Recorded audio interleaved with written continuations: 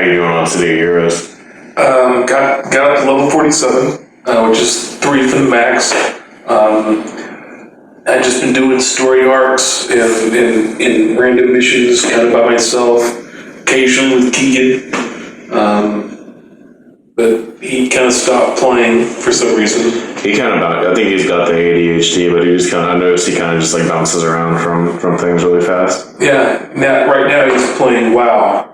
Wait, it was Minecraft and now it's WoW. Yeah. But I'm sure it'll be something else next week. Yeah, definitely. Well, Destiny's got an expansion coming out, so that's probably what it'll be doing. I don't know if I'm going to pick it up. I'm going to wait and check the reviews first, because it's not going to be a lot of content, and like, I tried to hop back in recently, and it's just I don't have enough time to play. Like, Is it the Shadowkeep one? Yeah, you're going back to the moon, essentially. Oh, okay. But it's closer to like the full version of the moon I think they had originally. That's kind of iffy. There's certain things, like, supposedly, old Russia and like Venus and like the old destinations are on the disc. We just haven't been to them. Like they're locked away. But they also reuse like a lot of the assets to make the new planets. So it's like I don't think they want you going back there per se. They have to like retouch on all of them. Otherwise, it's really blatantly obvious. Like a lot of the Vex stuff for Venus is plucked out for Nessus or whatever. Yeah. But they're honestly the masters of like reusing what little content they actually make. It's pretty interesting. It makes sense that it would look similar because they're both where the Vex are. I pitched them my idea. I told them that just kind of the way that gaming has gone in general, they need to have a breakout module for the PvP, and it needs to be like kind of close to not like they need to make it kind of like. Did you ever play any of the Halo multiplayers? Yeah. Which ones? Halo 3. Halo 3. Okay, so you remember Halo 3 was like the last like good one because like Reach kind of got more into the Destiny one with like the special talents, but it was like that type of shooter where you spawn in and you memorize the map and you run and get the weapon, and it's like that type of gameplay just doesn't exist anymore, especially just like small team deathmatch. But it's like there's still like a window for it because like Halo 3 is still fun, Halo 2 is still fun if you boot them up now. Like the multiplayer is so tight and balanced, and it's like they need that module. And it's like, it's the game the developers obviously want to make, because like when they launched Destiny 2, it was just like that 4-person, they changed up the dynamic, 4 people shooting in a hall, like it's a hallway shooter. It's basically like, they tried to make Halo, they tried to like retrofit the Destiny 1 that they didn't like with like all the superpowers and shit into like the Halo framework. And it's like, you can have both of them. You can even have it from like a lore perspective where there's like, a part where the lightness and the darkness touch, where the powers don't affect each other. So you just like, you spawn in and you run and grab the map, or you run and grab the guns, and maybe you have like a different grenade per class, and that's it. But something like that, where it's just like, yeah, where you don't have but the way they have games now is like, so you make it a separate module so that it loads up way faster, and you don't have to worry about loading in like the PvE stuff or all the items that come with it, and then you use the account system because now they have the cloud server to link back and forth the accounts, so your cosmetics come from your progress in like the real game. So that gives you incentive to like log in and do the PvE stuff. So you get like the cool looking gear to like outfit yourself for the multiplayer. It's like that gives them like a walled garden within the game that they can use for like professional like tournament play and like something like that. And also like incentive, like it's a good feedback loop to go back and play like the main game, because you can have like microtransactions, or maybe like you like pay for like to unlock pieces of gear that you already own at a time, like from the vendor. I don't know. They can figure it out. They're game developers. I made that pitch and everybody hated it. They're like, no, they already tried it. And I was like, yeah, but I mean, it's like the developers want to play their own game too. It's like, as much as you don't like their version, it's like, it's the game they clearly want to make. It's like, I don't know. I've been keeping an eye on them. They did have that like that behind the scenes video that they usually do every once in a while, where they talked about the direction they want to take in as they want to have like a game like Evolves where you log in, and when you partake in the community events, you get like exclusive titles or cosmetics and stuff like that, and then like in a month or two they change the event or whatever the thing is, kind of like they're doing now, but like at a faster pace, I guess. I don't know. I'm excited. I'm still playing WoW. I just when we were working from home the other day, I was just like fishing the whole time.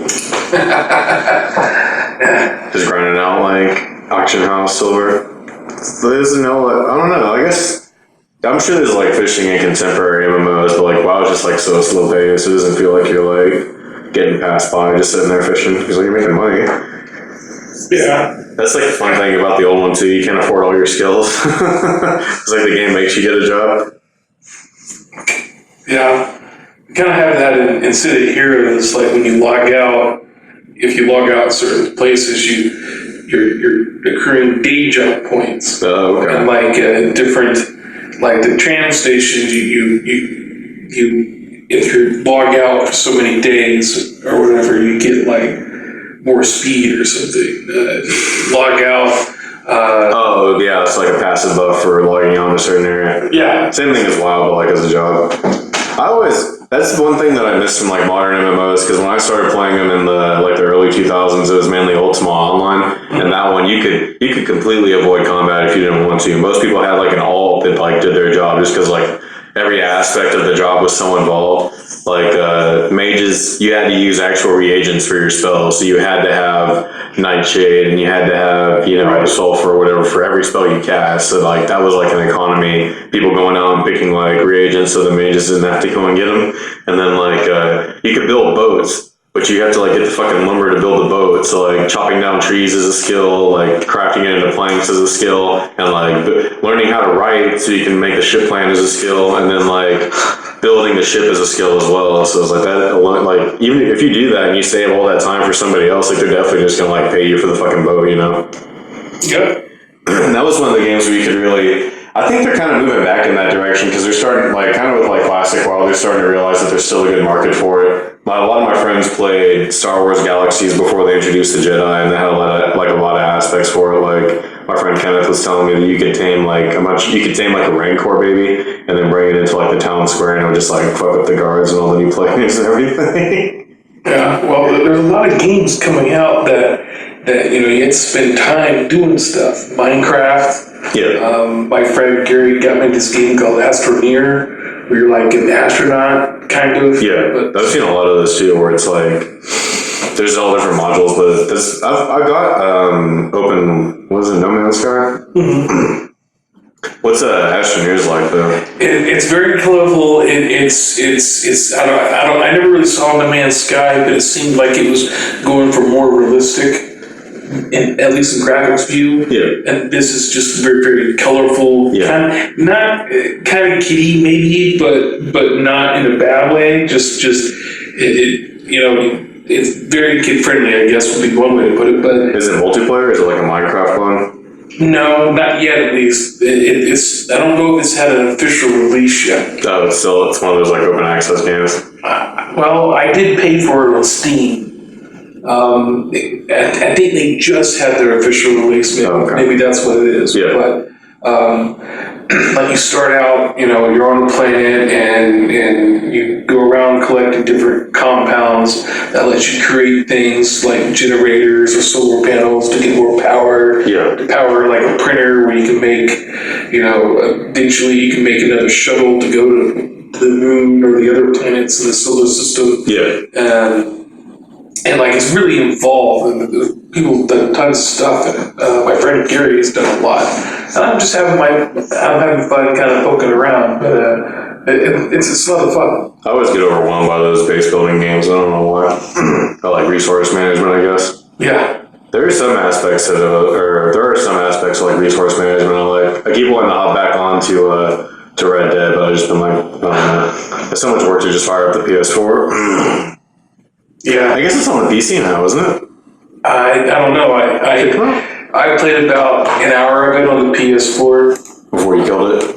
Well, no, I wanted to do City Heroes. I mean, before you unplugged your PS4 and killed it. Oh yeah, before I killed it. Did you get your new one yet? No, not yet. My brother's going to give me an old one of his because he got a new one when he bought his. He got a Pro when he bought his TV or something. Whenever he visits. It's almost that time of year anyway. It's like start of October nearly. Yeah. Well, I see him every so often. It just my schedule makes it hard to hang out with anyone. Yeah. Except other night owls like me. Yeah, I know what you mean. I don't know, man. The more I think about it, I was like, I don't know. Like, maybe I should have just stayed on the midnight ones. Like, it's not that that hard of a stretch really. But then like I got to go down to, I went to PJ's for a little bit last night, but I went later than I usually do. I went like 11 or 11:20, and I just hung out and did like a song and left. But it was nice to be able to go out again instead of like having to work until midnight. I'm gonna look forward to this 7 to 7 thing. Yeah. I mean, it's not a horrible schedule. It's just, in my circumstances, it's really hard to hang out with anyone. Yeah. But that's okay. We kind of had that discussion already. Like the economy, and it's kind of, you can see this at work too. Is like people, automation is good when it works, but there's definitely like a big sector of the economy that still like wants like things old fashioned. They want to be able to like talk to somebody and like ask questions and things like that. Mm-hmm. I think as they move away from like goods and services and more to like, they're calling it like the attention economy, because like everyone's going to be, because like I was saying, like at some point when they shift away from, the petrodollar and everyone has like a solar powered house and they just stay inside all day, as you spend all day online, but it's like your attention is still where the money is, so they're going to try and like grab your attention. But it's like the attention economy, the way we have it set up now is we already have the niche market. And it's like we have a late night audience of select weirdos that aren't being catered to, that like this show can target like specifically. It's true. I think, because video games are kind of at the point they're already kind of like unsustainable anyway. I think when they collapse and like there's just like no more AAA games, they're kind of like, there was like that big glut in like the late 80s, like early 90s where there's just like no good games coming out and there's no games coming out for a little bit. Mm-hmm. And it was just like when the bubble burst. It's like when the bubble burst again, I think you'll see like more of a resurgence of like stuff that like 1 and 2 man people can do. That's what I want to do ideally, is like I want to make like a American version of Gundam, or I want to make like a one-off, maybe like an opener for it to try and like tease Bandai. I want to make like an old-fashioned game that's like it's like for the PlayStation, not like the PlayStation 1, like on the disc and everything. Mm-hmm. I think that'll be like I think it'll probably be like a point in the future when you see that, when games are like, they're like very like niche collector's items, or games are like physically printed again, or like people use like hack cards and stuff to make their like custom. Because right now, like on Super Mario Maker, like people make like these custom levels to play Mario. It's like that market was like always there. Like people could go back and like hack Zelda and turn it into like a completely different game. They kind of do that now with like The Simpsons and stuff, where they have like Bart, Kira, and Marge Simpson's anime, where they just like take these memes and like these cultural icons and like make like an entirely new form of art with a different form of art like mixed between it. It's fucking crazy. Yeah, I could see video games going that way, because like I always wanted to make like an old like an NES cartridge game that just like fucks with the player. Like it's got a lot of fourth wall breaking stuff where like the sound cuts out and like the controller doesn't work in certain parts. It's not real. Play Castlevania, don't you? Kind of like that. Maybe like a Castlevania game, but something that's a lot like slower paced, where there's like more, kind of like Resident Evil, where there's more like gap between the combat. So you're like every time it's like, what's this enemy gonna do, or is like what's gonna be weird about this room, or something like that. And it's like, there was a game for the 64 or the GameCube called Eternal Darkness. Yeah. Where there was like a sanity meter. Yeah, stuff like that. And like it would pretend like it deleted your save. Yeah. And it would, stuff would start appearing on the screen. Yeah, it would like remove stuff from the UI just to like mess with you to see if you're paying attention, or it would change like the text on the menus and stuff. Yeah. That's like the kind of stuff that I would like, where you like kind of like when they take RPGs and stuff and turn the trope on its head, but it's like something that's also just like throwing you through a loop too, making like these weird like fourth wall breaking stuff and messing with you in ways the games usually don't. I think that'll be like more, because that's something that like small teams can do, and it's more like what the market, and like that's because people. Did you play PT on the PlayStation? PlayStation 4? PT? It was a demo for Silent Hills, essentially. Oh, I heard about it, but no, I didn't play it. It was a big one where it's just like this one room, and it's like a continuous loop. Like the room changes a little bit each time you go through it, and you have to solve the puzzles. And it was like, there was a big market for it. A lot of people really love that idea of like a horror game that's just like more psychological and using like clever game design than just like jump scares, or like what Resident Evil kind of does sometimes with the action and stuff, where it gets over the top. Yeah. Someone even went on PT recently, and when you're playing the game the whole time, you can kind of like hear somebody like breathing, and you assume it's like the character, but then like it's a little bit ways behind you, and it sounds like somebody's like following you sometimes. But every time you turn around, there's nothing there. but somebody found a way, someone like hacked into the game and made it so you can turn around without actually like, you know, moving the camera, and there's like the ghost is behind you the whole time you're playing.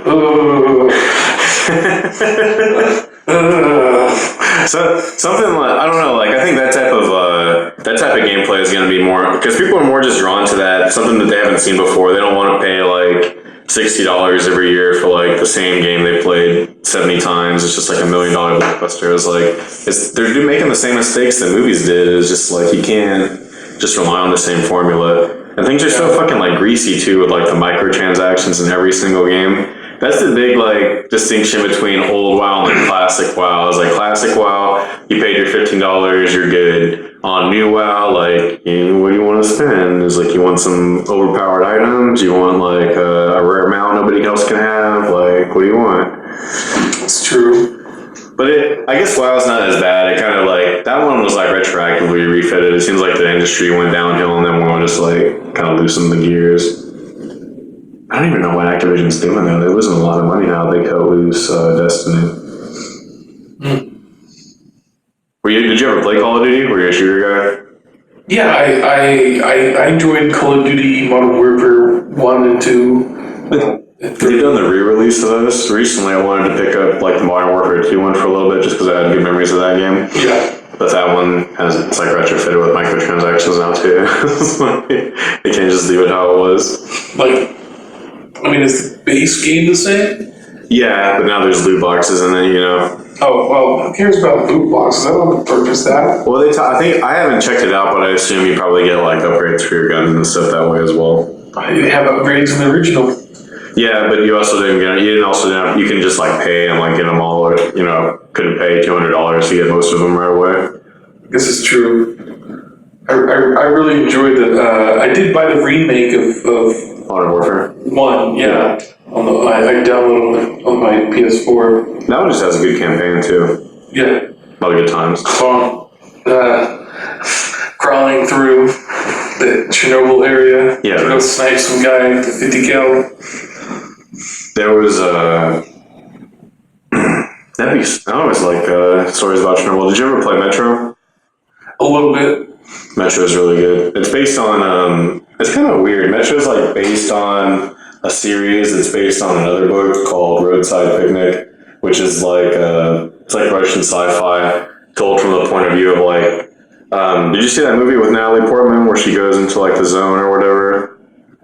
I don't remember what it was even called. Not a fan, no. Well, like the concept is like there's these places on Earth where aliens landed like 20 or 30 years ago. Mm-hmm. They didn't interact with anybody. Nobody even saw anything. They just showed up in one night and like left before the night was over. Mm-hmm. But like it left these weird zones on the planet where like time and space kind of break down and like the biology and stuff's all fucky from like Like Stalker. Yeah, Stalker. Oh yeah, it is Stalker. Stalker's Stalker's based off of it.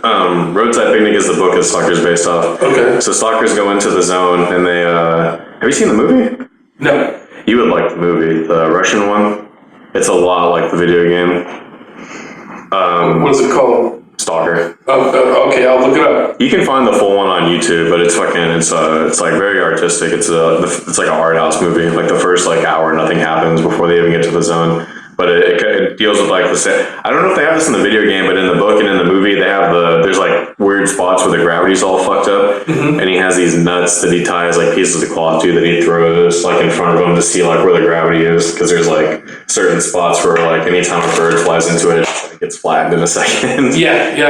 They had stuff like that. Yeah, that was always like hyper interesting. I love that fucking book. I sent it to my friend and she never sent it back. I don't think she read it either. What is it called again? It's a Roadside Picnic. Roadside Picnic.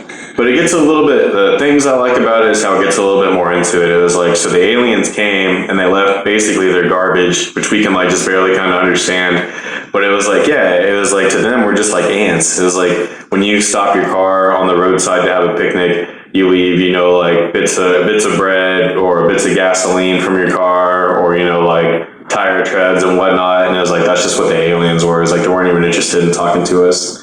That's like such a removed and Russian like approach to aliens. They just don't give a shit. Yeah. They just stopped here long enough and left their garbage.